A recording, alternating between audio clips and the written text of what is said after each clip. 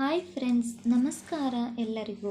ನಾವಿವತ್ತು ಬೆಂಗಳೂರಿನ ಬಸವನಗುಡಿಯಲ್ಲಿರುವ ದೊಡ್ಡ ಬಸವಣ್ಣನ ದೇವಸ್ಥಾನದ ಇತಿಹಾಸವನ್ನು ತಿಳಿದುಕೊಳ್ಳೋಣ. ದೇವಸ್ಥಾನದ ಒಳಗೆ ಪ್ರವೇಶದ ಪ್ರಾರಂಭದಲ್ಲಿಯೇ ಸುಂದರವಾದ ಶಿಲೆಗಳನ್ನು ನಿರ್ಮಿಸಿದ್ದಾರೆ. ಇದು ತುಂಬ ಪುರಾತನವಾದ ದೇವಸ್ಥಾನ. ಇಲ್ಲಿ ಹಲವಾರು ಭಕ್ತರು ಬಂದು ತಮ್ಮ ಇಷ್ಟಾರ್ಥಗಳನ್ನು ಈಡೇರಿಸಿಕೊಳ್ಳುತ್ತಾರೆ. ಹಾಗೆ ತಮ್ಮ ಕುಟುಂಬದ ಜೊತೆ ಬಂದು ಸಮಯವನ್ನು ಕಳೆಯುತ್ತಾರೆ. ಇನ್ನು ಈ ದೇವಸ್ಥಾನದ ಇತಿಹಾಸವನ್ನು ನೋಡುವುದಾದರೆ, ಬಸವನಗುಡಿ ರಾಷ್ಟ್ರಮಟ್ಟದಲ್ಲಿ ಪ್ರಖ್ಯಾತಿ ಪಡೆದಿರುವ ಈ ಪ್ರದೇಶ ನೂರಾರು ವರ್ಷಗಳ ಹಿಂದೆ ಸುಂಕೇನಹಳ್ಳಿ ಹೆಸರಿನ ದೊಡ್ಡ ಗ್ರಾಮವಾಗಿತ್ತು. ಇಲ್ಲಿ ರೈತರೇ ಹೆಚ್ಚಿನ ಸಂಖ್ಯೆಯಲ್ಲಿ ವಾಸಿಸುತ್ತಾ ಹೊಲದಲ್ಲಿ ಈ ಮಣ್ಣಿನ ಗುಣಕ್ಕೆ ಅನುಗುಣವಾಗಿ ಕಡಲೆಕಾಯಿ ಬೆಳೆಯನ್ನು ಬೆಳೆದು ಅದನ್ನು ಮಾರಾಟ ಮಾಡಿ ಅದರಿಂದ ಬರುತ್ತಿದ್ದ ಹಣದಲ್ಲಿ ತಮ್ಮ ಜೀವನವನ್ನು ರೂಪಿಸಿಕೊಂಡಿದ್ದರು. ಹೀಗೆ ಅವರ ಬದುಕು ಬಡತನದಲ್ಲೂ ಸುಖಮಯವಾಗಿ ನಡೆಯುತ್ತಿರುವಾಗ ಯಾರು ಊಹಿಸದ ಒಂದು ಘಟನೆ ನಡೆಯುತ್ತದೆ.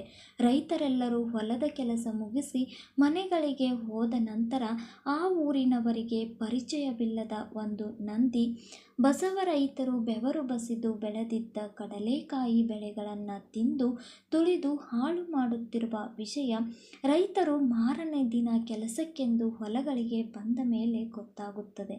ಆದರೆ ಆ ಬಸವ ಎಲ್ಲಿಂದ ಬರುತ್ತದೆ, ಯಾವಾಗ ಬರುತ್ತದೆ, ಅದನ್ನು ಸಾಕುತ್ತಿರುವ ಯಜಮಾನ ಯಾರು ಎನ್ನುವುದರ ಬಗ್ಗೆ ಏನೊಂದು ಗೊತ್ತಿಲ್ಲದ ಅಮಾಯಕ ರೈತರು ಕಂಗಾಲಾಗಿ ವ್ಯವಸಾಯ ಬಿಟ್ಟು ಬೇರೆ ಕೆಲಸ ಗೊತ್ತಿಲ್ಲದ ನಾವು ತಮ್ಮ ಮುಂದಿನ ಬದುಕನ್ನು ಹೇಗೆ ಬದುಕಿಸಿಕೊಳ್ಳಬೇಕೆಂದು ಚಿಂತಿಸುತ್ತಾ ಹಾಳಾಗುತ್ತಿರುವ ಬೆಳೆಯನ್ನು ಹೇಗಾದರೂ ಉಳಿಸಿಕೊಳ್ಳಬೇಕೆಂದು ನಿರ್ಧರಿಸಿ ರಾತ್ರಿ ಹೊಲದಲ್ಲಿಯೇ ಇದ್ದು ಬೆಳೆಗಳ ನಾಶಕ್ಕೆ ಕಾರಣವಾಗುತ್ತಿರುವ ಕಂಡು ಹಿಡಿದು ಅವರು ಯಾರೇ ಆಗಿದ್ದರೂ ಸರಿಯಾದ ಶಿಕ್ಷೆ ಕೊಡಬೇಕೆಂದು ನಿಶ್ಚಯ ಮಾಡಿ ಕೆಲಸವೆಲ್ಲ ಮುಗಿದ ನಂತರ ಮನೆಗಳಿಗೆ ಹೋಗಿ ವಿಷಯ ತಿಳಿಸಿ ಹೊಲಕ್ಕೆ ವಾಪಸ್ಸು ಬಂದು ಕಾವಲು ಕಾಯುತ್ತಾ ಕೂರುತ್ತಾರೆ. ಆ ದಿನ ಕಾರ್ತಿಕ ಮಾಸದ ಕಡೆಯ ಸೋಮವಾರವಾಗಿರುತ್ತದೆ.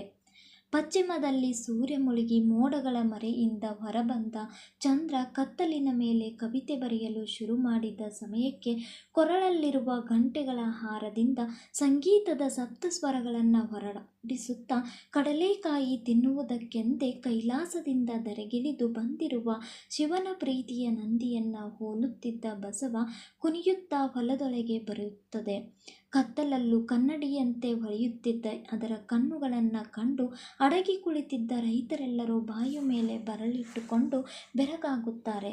ರಾತ್ರಿ ಪೂರ್ತಿ ಕಡಲೆಕಾಯಿಯನ್ನು ತಿಂದು ಬೆಳೆಯನ್ನು ತುಳಿದು ಹಾಳು ಮಾಡಿ ಬೆಳಗಿನ ಬೆಳಕು ಸುಪ್ರಭಾತ ಹಾಡಲು ಶುರು ಮಾಡುತ್ತಿದ್ದಂತೆ ಯಾರ ಕಣ್ಣಿಗೂ ಕಾಣಿಸದೆ ಮಾಯವಾಗುತ್ತಿದ್ದ ಬಸವಣ್ಣನ ಗುಟ್ಟನ್ನು ನೋಡಿದ ರೈತರೆಲ್ಲರೂ ಭಯಭಕ್ತಿಯಿಂದ ಅದರ ಪಾದಗಳಿಗೆ ಹನಿಯಿಟ್ಟು ಕಾಲಿನ ಧೂಳನ್ನು ತಿಲಕವಾಗಿರಿಸಿಕೊಂಡು ಮನದಲ್ಲಿ ಮನಸಾರೆ ಶಿವನನ್ನು ನೆನೆದು ಬಸವನ ಕಣ್ಣಲ್ಲಿ ಕಣ್ಣಿಟ್ಟು, ವ್ಯವಸಾಯ ನಮ್ಮ ಅನ್ನ, ಅದು ಇಲ್ಲವಾದರೆ ನಮ್ಮ ಉಸಿರು ಮಣ್ಣಲ್ಲಿ ಮಣ್ಣಾಗಿ ಹಸಿರಾಗಿ ಬಿಡುತ್ತದೆ. ನೀನು ಹಾಳಾಗದಂತೆ ಮಾಡಿ ಮಣ್ಣನ್ನೇ ನಂಬಿರುವ ಮನಸ್ಸುಗಳ ಮನಬೆಳಗುವ ದೀಪವನ್ನು ಆರಿಸಬೇಡ. ಕೈ ಮುಗಿದು ಕೇಳಿಕೊಳ್ಳುತ್ತೇವೆ. ಇನ್ನು ಮುಂದೆ ನಮ್ಮ ಬೆಳೆಗಳನ್ನು ತಿಂದು ತುಳಿದು ಹಾಳು ಮಾಡದೆ ನಮ್ಮ ಮನೆಗಳನ್ನು ಬೆಳಗುವ ದೀಪವಾಗು. ನೀನು ಮಾಡುವ ಈ ಸಹಾಯಕ್ಕೆ ನಾವು ಬೆಳೆದ ಕಡಲೆಕಾಯಿ ಬೆಳೆಯ ಮೊದಲ ಬೆಳೆಯನ್ನು ನಿನಗೆ ಅರ್ಪಿಸಿ ಕಾರ್ತಿಕ ಮಾಸದ ಈ ಕಡೆ ಸೋಮವಾರವನ್ನು ಹಬ್ಬವನ್ನಾಗಿ ಆಚರಿಸಿ ನಮ್ಮ ನೆನಪಿನಿಂದ ನೀನು ಮರೆಯಾಗದಂತೆ ಕಡಲೆಕಾಯಿಯ ಪರಿಷೆ ಎಂಬ ಹೆಸರಿನಲ್ಲಿ ನಿನ್ನನ್ನು ಪೂಜಿಸುತ್ತಾ ಕಾಪಾಡಿಕೊಳ್ಳುತ್ತೇವೆ ಎಂದು ಮಂಡಿಯೂರಿ ಬೇಡಿಕೊಳ್ಳುತ್ತಾರೆ. ರೈತರ ಮನಕರಗುವ ಮನವಿಗೆ ಕರಗಿದ ಬಸವ ಅಂದಿನಿಂದ ಕಡಲೆಕಾಯಿ ತಿಂದು ಬೆಳೆಯನ್ನು ತುಳಿದು ಹಾಳು ಮಾಡುವುದನ್ನು ನಿಲ್ಲಿಸಿ ಬಡ ರೈತರ ಬದುಕಿಗೆ ಬೆಳಕಾಗಿ ಭರವಸೆಯ ನಗು ಬೀರಿ ಕೊರಳನ್ನು ಅಲ್ಲಾಡಿಸುತ್ತಾ ಇನ್ನು ಮುಂದೆ ಕೊರಗಬೇಡಿ ಎಂದು ಕಣ್ಣಲ್ಲಿ ಕಣ್ಣೀರಿಡಿ ಕಣ್ಮರೆಯಾಗುತ್ತದೆ. ಬಸವನ ಭರವಸೆಯಿಂದ ಸಂತೋಷವಾಗಿ ಮನೆಗಳಿಗೆ ಹಿಂತಿರುಗಿ ರೈತರು ಅಂದಿನಿಂದ ಕೊಟ್ಟ ಮಾತಿಗೆ ತಪ್ಪದಂತೆ ಹಸಿರಿನಿಂದ ಕಂಗೊಳಿಸುತ್ತಿದ್ದ ಇಲ್ಲಿ ಅಲಂಕಾರಭೂಷಿತ ಪರಿಪೂರ್ಣವಾದ ಈ ಬಸವನ ಪ್ರತಿಮೆ ಸ್ಥಾಪಿಸಿ ಪೂಜೆ ಪುನಸ್ಕಾರಗಳನ್ನು ಮಾಡಲು ಶುರು ಮಾಡಿದ ನಂತರ ಮನೆಗಳಲ್ಲಿ ಶುಭಕಾಲ ಬಲವಾಗಿ ಬೇರೂರುತ್ತದೆ ಎನ್ನುವುದು ನಮ್ಮ ಹಿರಿಯರ ಬಲವಾದ ನಂಬಿಕೆ. ನಂತರದ ದಿನಗಳಲ್ಲಿ ಪ್ರಕೃತಿ ನಿಯಮದಂತೆ ಕಾಲ ಎಂಬ ಬಂಡಿ ತನ್ನ ಚಕ್ರವನ್ನು ತಿರುಗಿಸುತ್ತಾ ತಲೆಮಾರಿಗಳಿಂದ ತಲೆಮಾರಿಗೆ, ಸಂತತಿಯಿಂದ ಸಂತತಿಗೆ ಈ ಬಸವಣ್ಣನನ್ನು ಆರಾಧಿಸುತ್ತಾ ಕ್ರಿಸ್ತಶಕ 16ನೇ ಶತಮಾನ 1537ರಲ್ಲಿ ಈ ಮಹಾನಗರದ ಹುಟ್ಟಿಗೆ ಹಾಗೂ ಬೆಂದಕಾಳೂರನ್ನು ಬೆಂಗಳೂರೆಂದು ಕರೆದ ನಾಡಪ್ರಭು ಕೆಂಪೇಗೌಡರ ಆಳ್ವಿಕೆಯಲ್ಲಿ ಅವರ ದೂರದೃಷ್ಟಿಯ ಪರಿಣಾಮವಾಗಿ ಈ ದೇವಾಲಯ ಪುನಶ್ಚೇತನಗೊಂಡು ಅಂದು ಕಡಲೆಕಾಯಿಯನ್ನು ಬಸವಣ್ಣನಿಗೆ ಅರ್ಪಿಸಿ ಮಾಡುತ್ತಿದ್ದ ಪೂಜೆ ಇಂದು ಕಡಲೆಕಾಯಿ ಪರಿಷೆ ಎಂದು ರೂಪಾಂತರಗೊಂಡು ಜನರಲ್ಲಿರುವ ದೇವನಂಬಿಕೆ, ಸತ್ಯ, ನಿಷ್ಠೆ, ಸಂಬಂಧಗಳ ಪ್ರೀತಿ, ಭಾವೈಕ್ಯತೆಗಳಿಗೆ ಸಾಕ್ಷಿಯಾಗಿದೆ. ಕಡಲೆಕಾಯಿ ಪರಿಷೆ ಎಂಬ ದೃಶ್ಯಕಾವ್ಯ ಯಾವುದು ಏನೇ ಆದರೂ ಆಗಿದ್ದರೂ ಇಂದಿನ ಎಲೆಕ್ಟ್ರಾನಿಕ್ ಯುಗದಲ್ಲಿ ಬಸವಣ್ಣನಿಗೆ ಜನರು ಸಲ್ಲಿಸುವ ಪೂಜೆ, ನಡೆದುಕೊಳ್ಳುವ ರೀತಿ, ಅದರಲ್ಲೂ ಕಡೆಯ ಕಾರ್ತಿಕ ಸೋಮವಾರದ ಶರದೃತುವಿನ ಮೈಮನಗಳು ನಡುಗುವ ಚಳಿಯಲ್ಲಿ ಭಕ್ತರು ಇಬ್ಬನಿಯ ಜೊತೆ ನಿಂತು ಮಾತನಾಡುತ್ತಾ ಬಸವಣ್ಣನ ನೋಡಿ ದರ್ಶನ ಮಾಡುವ ದೃಶ್ಯ ಜನರ ಭಕ್ತಿ ಭಾವನೆಗಳು ಮಳೆಯಾಗಿ ಸುರಿದು ನದಿಯಾಗಿ ಹರಿಯುತ್ತದೆ.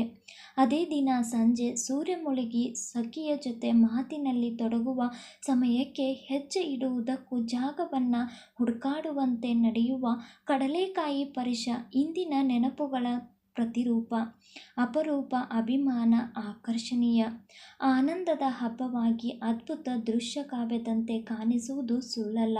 ಆ ದಿನಗಳಿಂದ ಈ ದಿನಗಳವರೆಗೂ ಬೇಲೂರು, ಹಳೆಬೀಡು ಶಿಲ್ಪಕಲೆಗಳಿಗೆ ತವರೂರಾಗಿದೆ. ಈ ಬಸವನ ದೇವಾಲಯ ಮತ್ತು ಕಡಲೆಕಾಯಿ ಪರಿಷ ನಮ್ಮ ಮೂಲ ಸಂಸ್ಕೃತಿಯ ಪ್ರತಿಬಿಂಬವಾಗಿ, ಸನಾತನ ಧರ್ಮದ ನೆಲೆಯ ನೆರಳಾಗಿ, ಜನಪದ ಸೊಗಡಿನ ಸೊಗಸಾದ ಸುಂದರ ಪಾರಂಪರಿಕ ದೇವಾಲಯವಾಗಿರುವುದು ಬೆಂಗಳೂರಿಗರ ಹೆಮ್ಮೆಯ ಹಿರಿಮೆ. ಶತಮಾನಗಳು ಕಳೆದರೂ ಭತ್ತದ ಚಿಲುಮೆ. ಈ ಜಾತ್ರೆಯ ಒಂದು ವಾರದ ಮೊದಲು ದಕ್ಷಿಣ ಭಾರತದ ವಿವಿಧ ಭಾಗಗಳಿಂದ ವ್ಯಾಪಾರಸ್ಥರು ಆಗಮಿಸಿ ವ್ಯಾಪಾರ ವಹಿವಾಟುಗಳನ್ನು ನಡೆಸುವುದರಿಂದ ಈ ಸುತ್ತಲಿನ ಪ್ರದೇಶದಲ್ಲಿ ಆ 2 ದಿನಗಳಂದು ಹಬ್ಬದ ವಾತಾವರಣ ಮನೆಗಳಲ್ಲಿ ಸೃಷ್ಟಿಯಾಗುವುದಲ್ಲದೆ ಸುಮಾರು 1 ರಿಂದ 2 ಲಕ್ಷ ಜನರು ಬಸವನ ದರ್ಶನ ಪಡೆದು ಪುನೀತರಾಗಿ ಇದರ ವಿಶೇಷತೆಗಳನ್ನು ಇಂದಿನ ತಲೆಮಾರುಗಳಿಗೆ ತಿಳಿಸಿ ಅರ್ಥ ಮಾಡಿಸುವುದು ಈ ಗ್ರಾಮೀಣ ಸೊಗಡಿನ ಜಾತ್ರೆಯ ವಿಶೇಷವಾಗಿದೆ. ಬಸವಣ್ಣನ ಕುರಿತು ಜನಮಾನಸದಲ್ಲಿ ಬೇರೂರಿರುವ ಇನ್ನೊಂದು ಬಲವಾದ ನಂಬಿಕೆ ಅಥವಾ ಕಲ್ಪನೆ. ಇದು ದಿನೇ ದಿನೇ ಬೆಳೆಯುತ್ತಿದ್ದು ಎತ್ತರ ಬೆಳೆದಷ್ಟು ಪೂಜಾ ಕೈಂಕರ್ಯ ಹಾಗೂ ಗರ್ಭಗುಡಿಗೆ ತೊಂದರೆಯಾಗುವುದೆಂದು ಶಿವನನ್ನ ಪ್ರಾರ್ಥಿಸಿ ಅವನು ನೀಡಿದ ಹೂವಿನ ರೂಪದ ಒಪ್ಪಿಗೆ ಪಡೆದು ನಂತರ ನಂದಿಯ ತಲೆಯ ಮೇಲಿನ ಹಣೆಯ ಮಧ್ಯಭಾಗದಲ್ಲಿ ಶಿವನ ಆಯುಧವಾದ ತ್ರಿಶೂಲವನ್ನು ಇಟ್ಟಿರುವುದು ಅಂದಿನ ಜನರ ಬುದ್ಧಿಶಕ್ತಿಯ ಪ್ರತೀಕವಾಗಿದೆ. ಬೆಂಗಳೂರಿನ ಜೀವ ಸೆಲೆಯಾಗಿದ್ದ ವೃಷಭಾವತಿ ನದಿ. ಈ ನಂದಿಯಲ್ಲಿ ಕಾಣಿಸುವ ಮತ್ತೊಂದು ಮುಖ್ಯವಾದ ವಿಶೇಷತೆ, ನಂದಿಯ ಬಲಗಾಲಿನ ಪಾದದ ವೀಣೆಯ ಮೇಲಿದ್ದು ವೀಣೆಯ ಕೆಳಗೆ ಕಮಲದ ತಾವರೆ ಹೂವು ಅರಳಿರುವ ಕೆತ್ತನೆ. ಕಲೆಗಾರನ ಕಣ್ಣಿನ ಕನಸು. ಕಲ್ಲಿನಲ್ಲಿ ಕಾಣಿಸಿ ಶಿಲೆಗಳು ಸಂಗೀತವ ಹಾಡಿದೆ ಎನ್ನುವಂತಿದೆ. ಇಂಗಿ ಹೋಗಿರುವ ಆ ಕಾಲದ ವೃಷಭಾವತಿ ಹೆಸರಿನ ನದಿ ನಂದಿಯ ಮೇಲೆ ಕೆತ್ತಿರುವ ಕಮಲದ ಹೂವಿನ ಕೆಳಭಾಗದಲ್ಲಿ ಉಗಮವಾಗುತ್ತಿತ್ತು ಎಂದು ಇತಿಹಾಸ ಹೇಳುತ್ತಿರುವುದು ಸುಳ್ಳಲ್ಲ ಎನ್ನುವುದಕ್ಕೆ ಸಾಕ್ಷಿ. ನಂದಿಯ ಪೀಠದ ಮುಂಭಾಗದ ಕಲ್ಲಿನ ಮೇಲೆ ಕೆತ್ತಿರುವ ಶಾಸನದಲ್ಲಿ ಇದರ ಉಲ್ಲೇಖ ಇರುವುದು ಕಾಣಬಹುದಾಗಿದೆ. ಈತರೆ ವಿಶೇಷ ದಿನಗಳು ಕಡಲೆಕಾಯಿ ಪರಿಷ ಮಾತ್ರವಲ್ಲದೆ ಸಂಕ್ರಾಂತಿ, ಶಿವರಾತ್ರಿ, ಯುಗಾದಿ ಹಬ್ಬಗಳಂದು ಕೂಡ ಈ ದೇವಾಲಯದಲ್ಲಿ ವಿಶೇಷ ಪೂಜೆ ಪುನಸ್ಕಾರಗಳು ನಡೆಯುವುದರಿಂದ ಭಕ್ತರು ಆಗಮಿಸಿ ಬಸವಣ್ಣನ ದರ್ಶನ ಪಡೆದು ತಮ್ಮ ಬದುಕಿನ ನೋವುಗಳನ್ನು ಕ್ಷಣಕಾಲ ಮರೆತು ಸಮಾಧಾನ ಚಿತ್ತರಾಗಿ ಹೋಗುವಾಗ ಅವರ ತುಟಿಗಳಲ್ಲಿ ಅರಳುವ ನಗುವಿನ ಅಲೆಗಳು ಈ ದೇವಾಲಯದ ಮುಂಬಾಲಿಗೆ ತೋರಣ ಕಟ್ಟಿ ತುಯ್ಯಾಲೆಯಾಗಿ ಆಡುವುದನ್ನು ಮೌನದಿಂದ ನೋಡಿ ನಗುವ ಮಾತಾಡದ ಈ ಬಸವನ ಮುಂದೆ ಗೆಲ್ಲುವುದು ಪ್ರೀತಿ ಮಾತ್ರ.